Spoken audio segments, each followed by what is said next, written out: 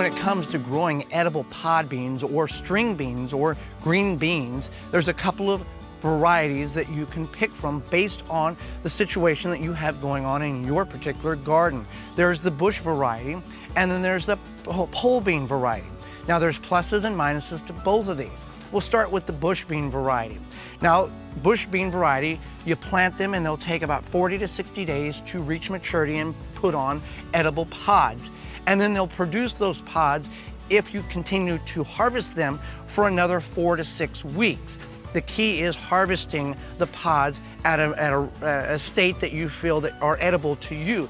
You don't want to let them go and forget to harvest them. The plant will stop producing pod beans. That's the way the plant is. Nature has designed it. Once it reaches a state that it feels like it has enough seeds to carry on the next generation of traits, it'll start producing pods. So as gardeners, we have to harvest them continuously, and the plant will still continue to put them on. Bush beans will get about 12 to 18 inches tall, and they come in a variety of different colors as well. Now, if you're looking for and you have minimal amount of space, pole beans might be the option that you want to go with.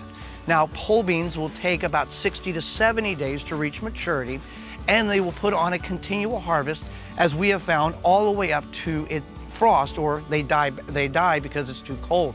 Now, you can create an elaborate trellis like we have here.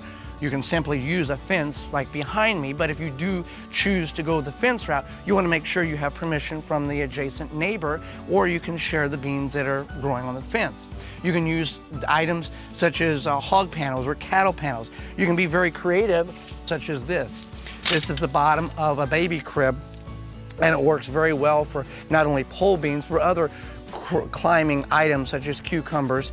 But the disadvantage is it's very short. It's only about 4 foot tall, 3.5, 4 foot tall.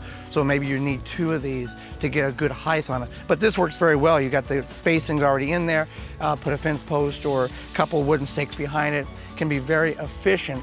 Even if you're going to do pole beans in a container, you can simply put this behind the container and allow the beans to grow vertical.